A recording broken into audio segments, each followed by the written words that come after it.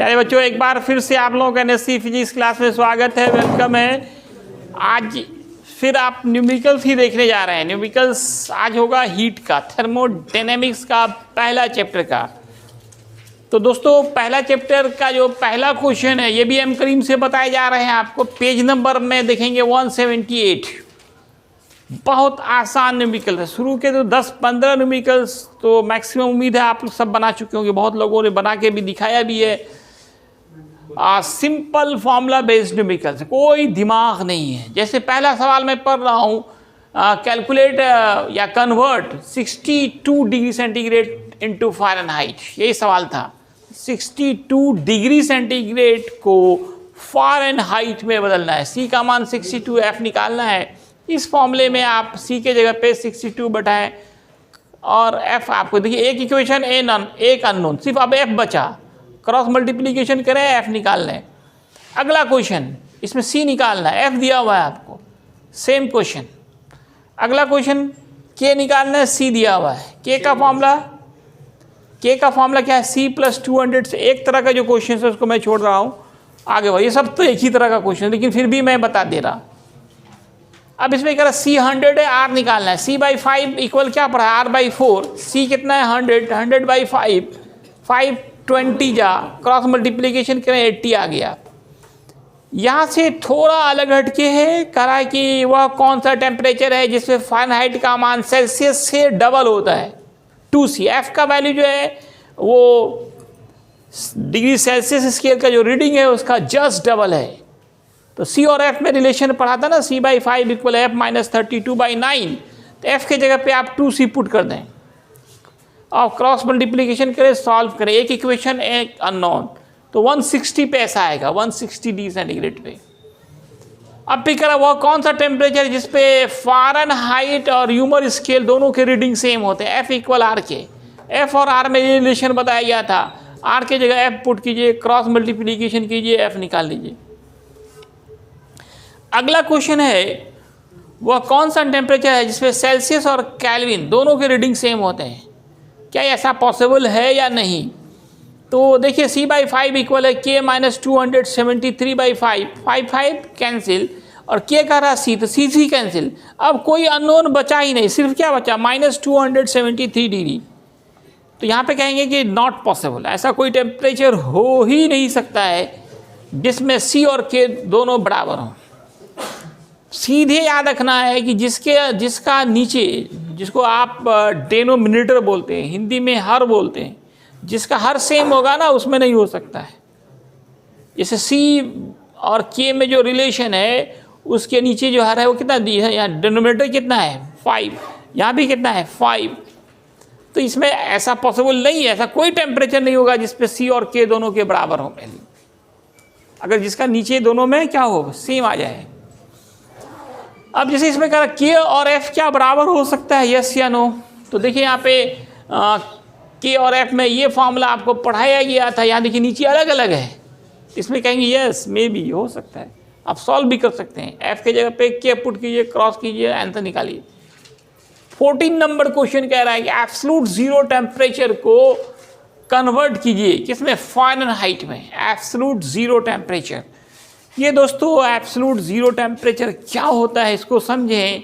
इसका डिफिनीशन होता है the temperature at which volume of any gas become zero. वह ताप जिस पर किसी गैस का आयतन शून्य हो जाता है। गैस को गर्म करो तो फैलता है, गैस को ठंडा करो तो कंप्रेस होता है, उसका वॉल्यूम घटते घटते घटते घटते लास्ट में क्या होता है? जीरो। उस टेम्परेचर को कहते हैं एब्सोल्यूट जीरो टेम्परेचर। ये जीरो केल्विन कहलाता है। जीरो केल्विन पे ऐसे होता है, इसलिए केल्विन स्केल के टेम्परेचर को एब्सोल्यूट टेम्परेचर कहा जाता है। Boyle's law, Charles law, pressure law, जो भी आइडियल गैस लॉ है, सब में हम लोग टेम्परेचर केल्विन स्केल का लेते हैं। कौन सा scale? Kelvin scale.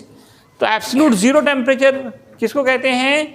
Zero kelvin को, या माइनस 273 डिग्री सेंटीग्रेड को। केल्विन को सेंटीग्रेड में बदलेंगे तो क्या करेंगे आप?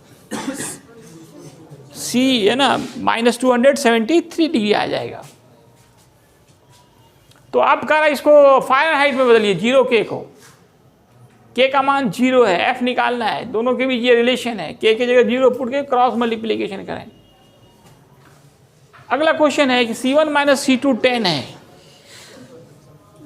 दो टेम्परेचर का डिफरेंस, एक C1 और C2 का सेल्सियस स्केल में डिफरेंस से 10 है। दो टेम्परेचर है, दोनों का डिफरेंस सेल्सियस में 10 है, तो बताइए डिफरेंस फ़ारेनहाइट में क्या होगा। केल्विन में देखे तो सेम होता था, केल्विन और सेल्सियस दोनों में दो ताप का डिफरेंस हमेशा सेम होता था, लेकिन यहाँ अलग अलग होगा। कैसे कैसे निकालेंगे। C और F में क्या रिलेशन पड़े हो दोस्तों, C/5 equal F minus 32/9, C/5 equal F minus 32। C1 करेंगे तो यहाँ F1 करेंगे, C2 करेंगे तो यहाँ F2 करेंगे। दोनों का डिफरेंस मालूम है, दोनों को घटा दीजिए, देखिए माइनस कर दिया, लेफ्ट को लेफ्ट के साथ, राइट को राइट के साथ माइनस किया, 5 कॉमन लिया, क्या बचा C1 minus C2।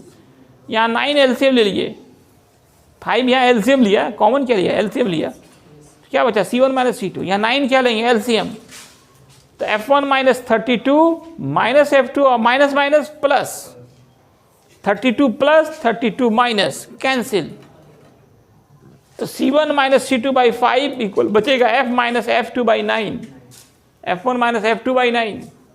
Cross multiplication कीजिए, F1 माइनस F2 निकालना है, F1 minus F2, 9 C1 minus C2/5 हो जाएगा, और C1 माइनस C2 का मान 10 दिया हुआ है, उसको पुट कर दीजिए, निकल गया 18। 18 नंबर क्वेश्चन है कि 30 degree centigrade, 30 degree Fahrenheit, 30 degree R, इसमें लोवेस्ट टेम्परेचर कौन है और हाईएस्ट कौन है। सब 30-30 है, क्या सब बराबर है। इसमें सवाल ये कि कौन सबसे छोटा है, कौन सबसे बड़ा है। तो इसके लिए जो हम आपको ये तीनों स्केल जो पता है, र्यूमर स्केल, फ़ारेनहाइट स्केल और सेल्सियस स्केल, आप तो ऐसा कर सकते हैं कि तीनों को किसी एक में बदलिए, या तो तीनों को सेंटीग्रेड में बदलिए, सेल्सियस में बदलिए, या तीनों को फ़ारेनहाइट में बदलिए, या तीनों को र्यूमर में बदलिए, उससे भी आप निकाल लीजिएगा। लेकिन यहाँ बिना निकाले भी आप दिमाग से कह सकते हैं कौन छोटा है कौन बड़ा है। कैसे, आप याद कीजिए, फ़ारेनहाइट स्केल का लोअर पॉइंट कितना होता है, 32, और सेल्सियस का लोअर 0, मतलब 0 32 के बराबर है। सेल्सियस का 0 फ़ारेनहाइट के 32 के बराबर, तो 30 तो बहुत बड़ा हो जाएगा, इसका मतलब 30 बड़ा है F से। अब 30 और R में रिलेशन देखिए, इस दोनों का 0 सेम है, लोअर फिक्स पॉइंट, सेल्सियस का भी 0 था, र्यूमर का, तो याद नहीं रखेंगे तो कहाँ से समझेंगे। मैंने आपको सेल्सियस का बताया था, lower fix point 0, upper fix point 100, Fahrenheit का लोअर फिक्स पॉइंट 32, अपर 212, र्यूमर स्केल लोअर 0, अपर 80। तो देखो ये 80 पे ही, 80 इसका 100 के बराबर हो रहा है। किसका 80, र्यूमर का 80, फ़ारेनहाइट के 100 के बराबर।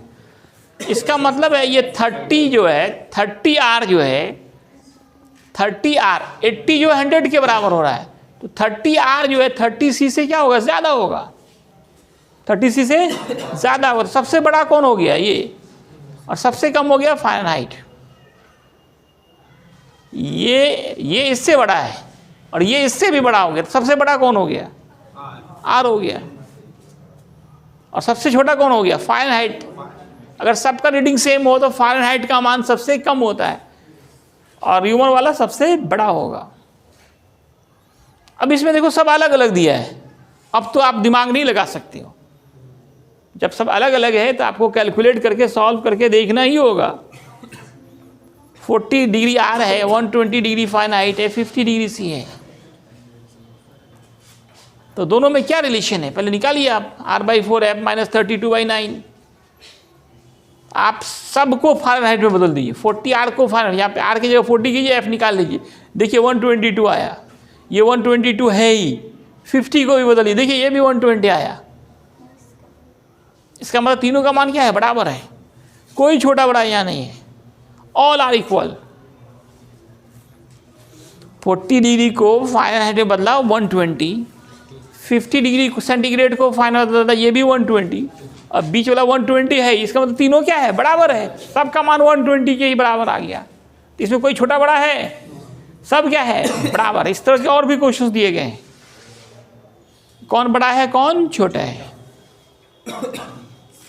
तो इसके लिए आपको करना क्या है, पहले सबको किसी एक ही में बदलिए। जैसे मैंने यहाँ क्या किया, इसको भी फ़ारेनहाइट में बदला, इसको भी फ़ारेनहाइट में बदला, अगला वाला फ़ारेनहाइट में, तीनों अब एक में आ गया।